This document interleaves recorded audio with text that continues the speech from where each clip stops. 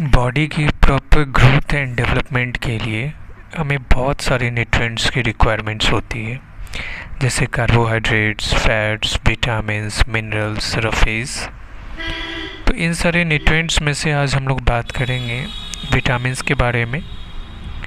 आज हम लोग देखेंगे उसके इंट्रोडक्शन के बारे में, उसके बेनिफिट्स क्या क्या हैं, सोर्सेज हमारे विटामिन्स के क्या हैं, और बेसिकली विटामिन्स कितने टाइप्स के होते हैं। तो विटामिन्स की बात करें तो सबसे पहले अगर हम लोग इंट्रोडक्शन की बात करें तो 1912 में एक हमारे बायोलॉजिस्ट हुए जिनका नाम था कैसिमिर फंक। उन्होंने एक वर्ड दिया विटामिन, और जिससे हमारा विटामिन वर्ड जो है वो डिराइव किया गया है। विटामिन की बात करें तो ये हमारा एक कार्बनिक कंपाउंड है। कार्बनिक कंपाउंड ऐसे कंपाउंड्स को कहते हैं जिसमें हमारा कार्बन प्रेजेंट होता है। विटामिन की आगे बात करें तो ये हमारे बॉडी के लिए जो एक इम्पोर्टेंट फूड कंपोनेंट्स में से एक है।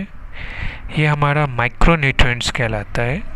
माइक्रो मीन्स कम, न्यूट्रिएंट्स मतलब पोषक तत्व, यानी ऐसे न्यूट्रिएंट्स जो हमारे बॉडी को कम अमाउंट में रिक्वायरमेंट होती है।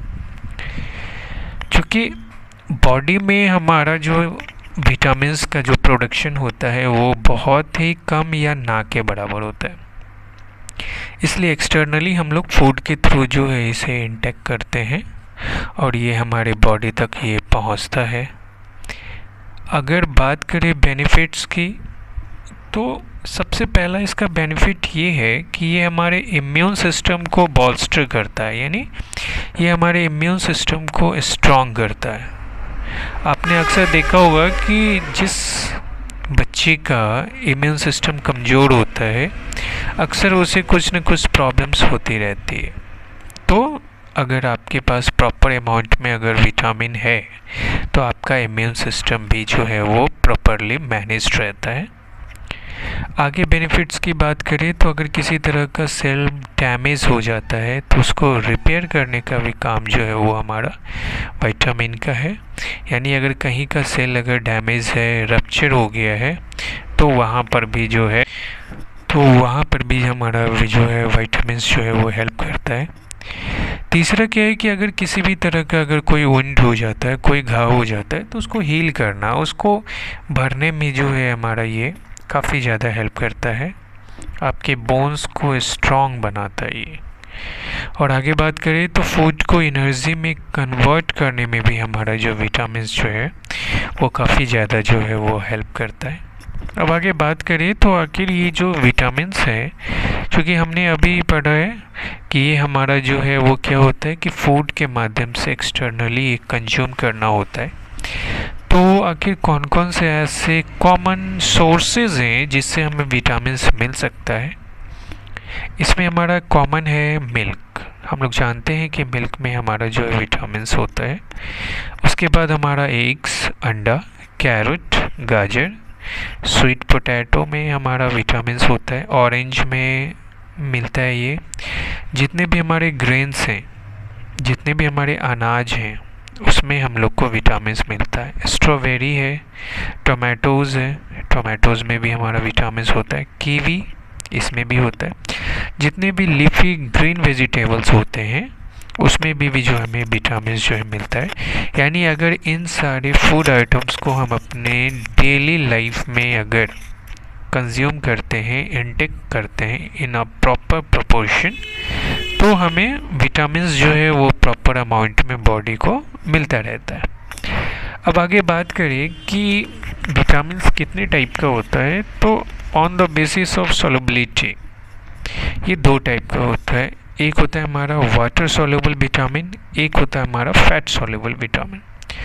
तो वाटर सॉल्युबल विटामिन्स की बात करें तो ये हमारा दो टाइप के विटामिन इसमें आते हैं। एक हमारा आता है विटामिन बी, जिसका 8 हमारा सब टाइप्स होता है जो हम लोग आगे डिस्कस करेंगे। एक होता है हमारा विटामिन सी, यानी विटामिन बी और सी हमारा वाटर सॉल्युबल विटामिन है।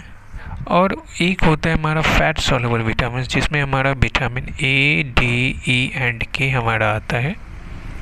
अब थोड़ा सा चर्चा अगर हम लोग वाटर सोल्यूबल विटामिन्स की करें, तो चूँकि नाम से ही क्लियर है कि ये जो विटामिन्स होंगे वो हमारा वाटर में सोल्यूबल होगा, और हम लोग चूँकि जानते हैं कि वाटर हमारे बॉडी से पास आउट होता है in the form of urine और in the form of sweating. तो जब ये वाटर हमारे बॉडी से बाहर होगा तो ऑटोमेटिकली हमारे बॉडी से विटामिन बी और सी भी क्या होंगे, बाहर हो जाएंगे।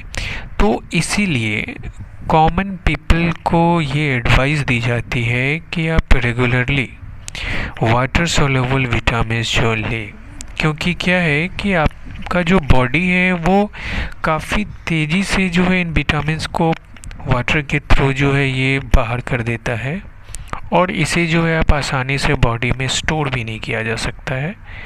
इसीलिए टाइम टू टाइम हम लोग रेगुलरली क्या करें, तो वाटर सोल्यूबल विटामिन्स को कंज्यूम करते रहें। अब दूसरी बात आती है फैट सोल्यूबल विटामिन्स की।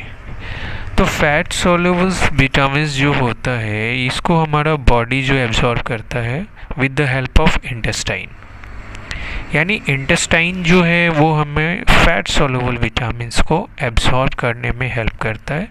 और इंटेस्टाइन को कौन हेल्प करता है, तो इसे हेल्प करता है हमारा फैट्स, जिसे हम लोग लिपिड्स के भी नाम से जानते हैं।